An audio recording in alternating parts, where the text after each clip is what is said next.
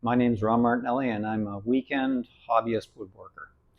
I've been woodworking for over 40 years as a hobby. I've learned a ton of things from various people on YouTube and the internet. I'm personally new to videos, so this video won't be as polished as some of the very professional ones that are out there that people are making.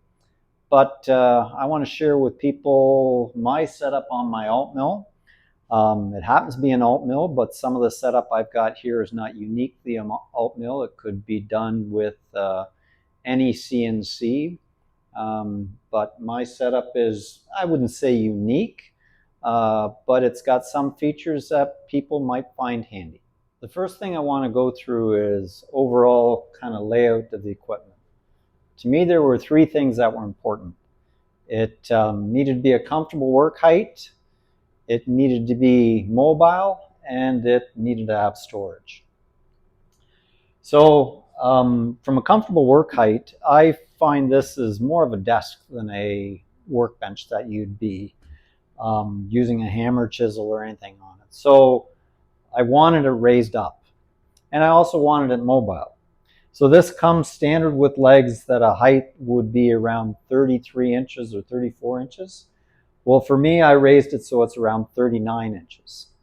So that worked out very well with some 5-inch casters at the bottom. This is just a much more comfortable work surface to work on than if the legs were just standard.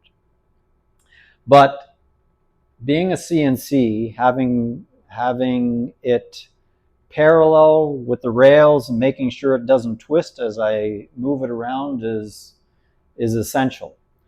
Unfortunately, my shop floor is very uneven. So in order to be able to accommodate that, I built a torsion box at the bottom. So when I put this together, I made sure the equipment was extremely level. I used a laser level and leveled everything out. And then I bolted the torsion box in and put in some sides on both sides of 1/2-inch MDF. So it's an extremely rigid box. And when I move it around, I can actually tell that it's gotten to a point where the floor is uneven because some of the casters actually come off the floor and it rocks.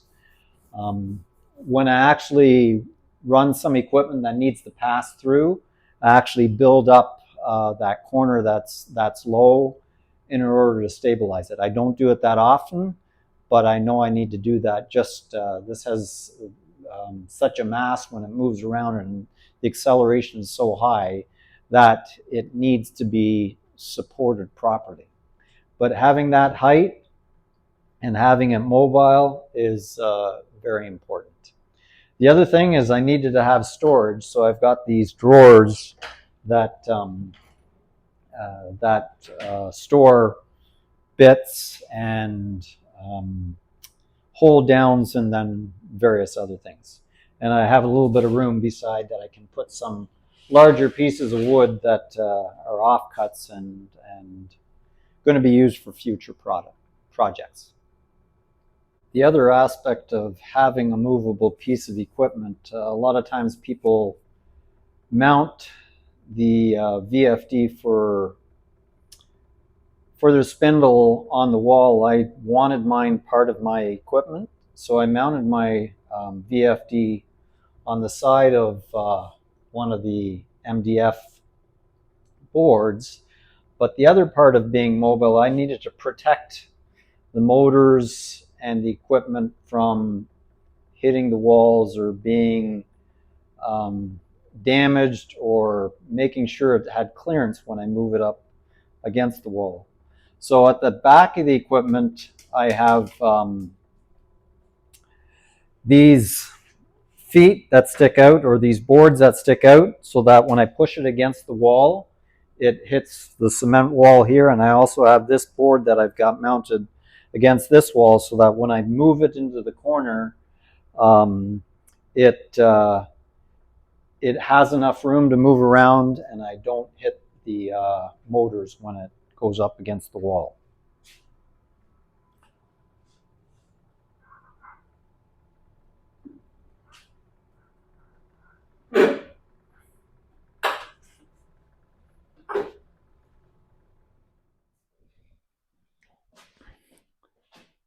The next thing I want to go through is my strategy for hold downs.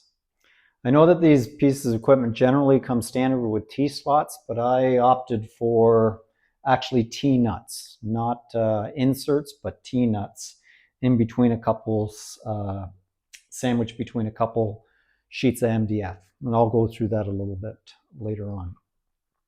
But my main reason for doing that is the lower profile that you get when you clamp down pieces of equipment or boards. So I always had a concern with studs sticking up or hold down knobs sticking up when you use T-slots. And that was my intrepidation of using T-slots. This is very flexible with the amount of holes I've got in here. I just use a battery operated nut driver and easily hold down any piece of wood.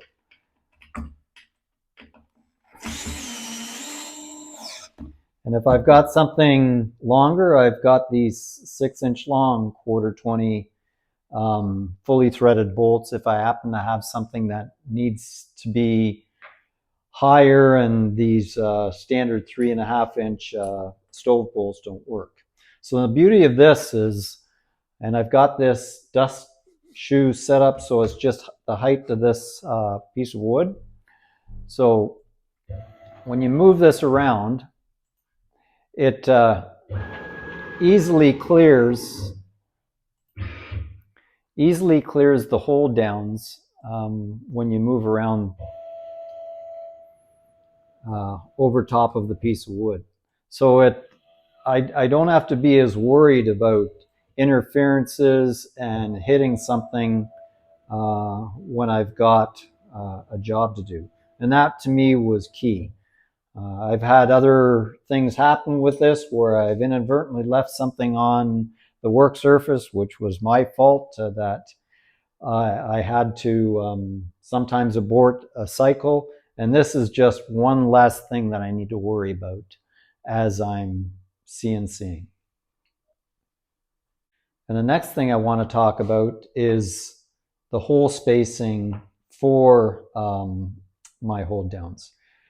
Even in my prior CNC, I used T-nuts, so I don't have any experience with T-tracks, so I don't want to say anything negative about it, but I really like this approach. My spacing here is 3.5 inches by 3.5 inches. Seems like a rather random number, but my reason for doing that is basically based on the structure of this equipment.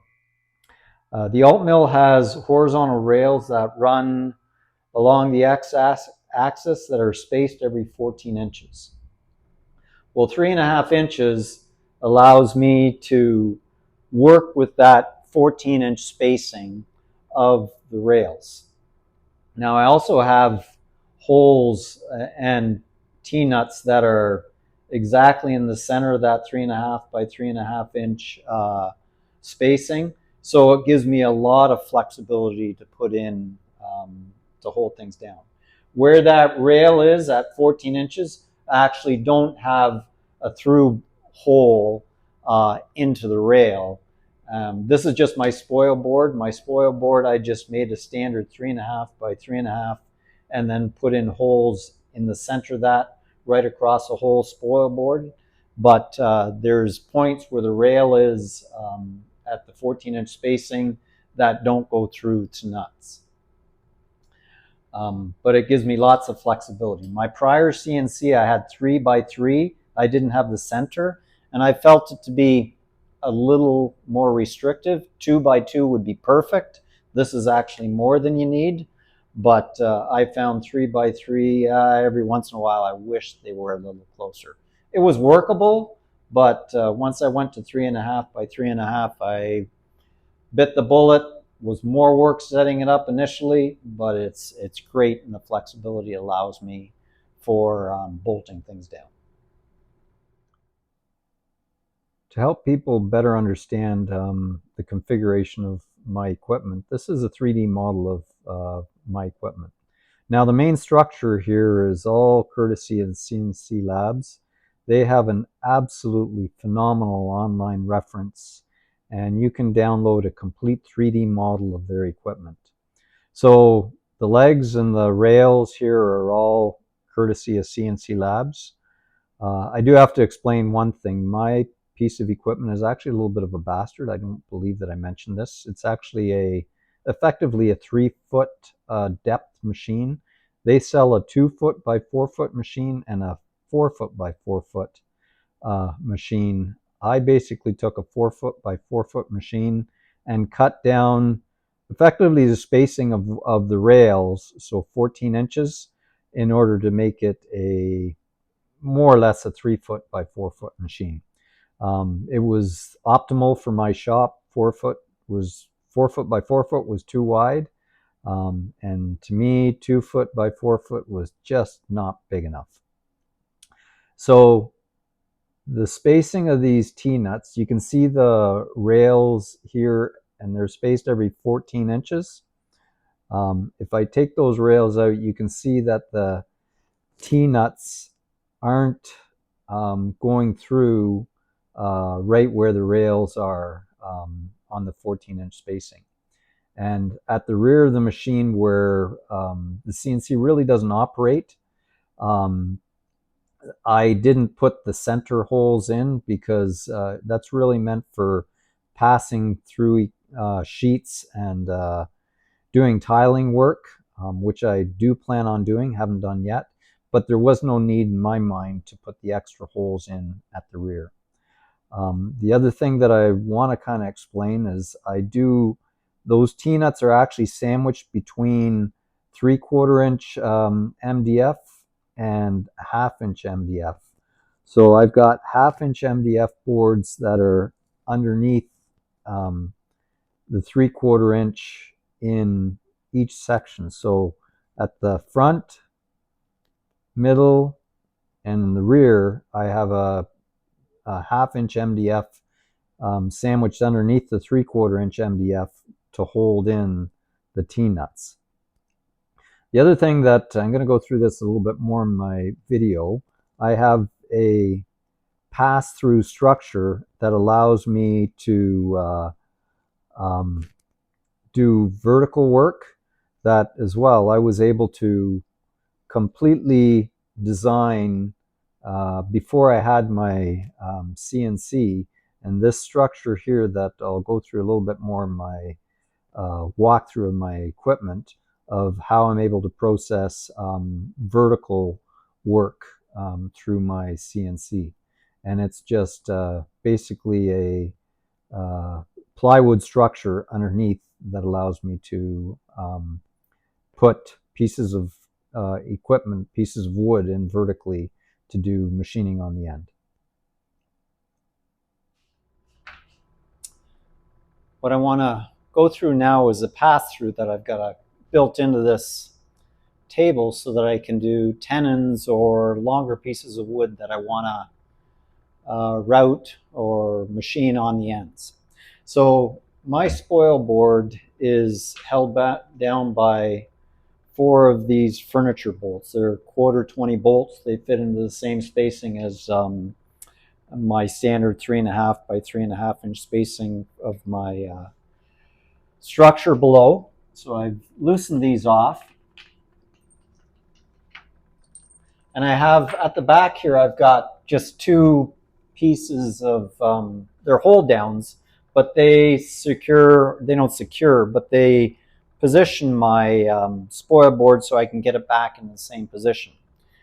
If you take it out and move it, I've got these grid lines in there that are set up to the CNC. I want to make sure I get it in the same spot. So I just have those kind of secured in there that they allow me to reposition my spoil board in the right location.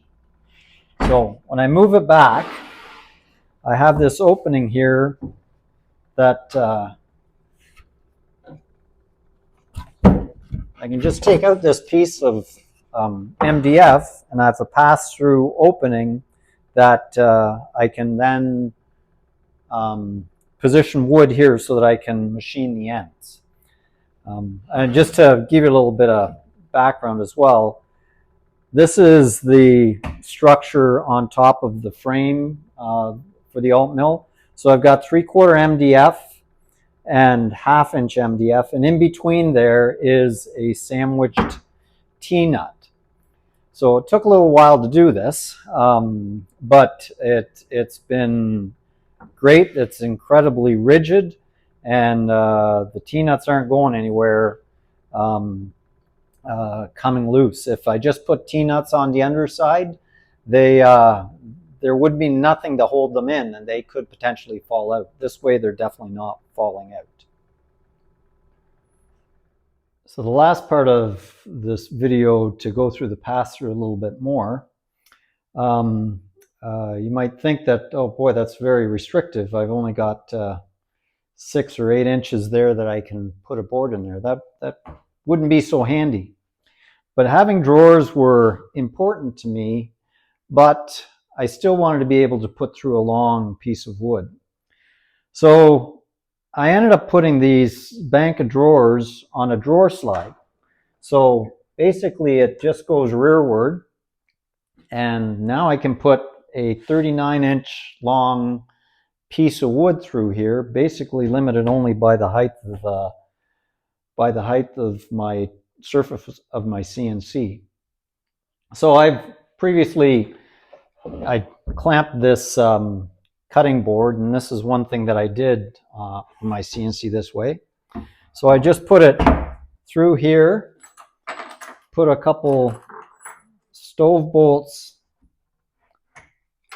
in through the standard spacing that I've got for my Holddowns.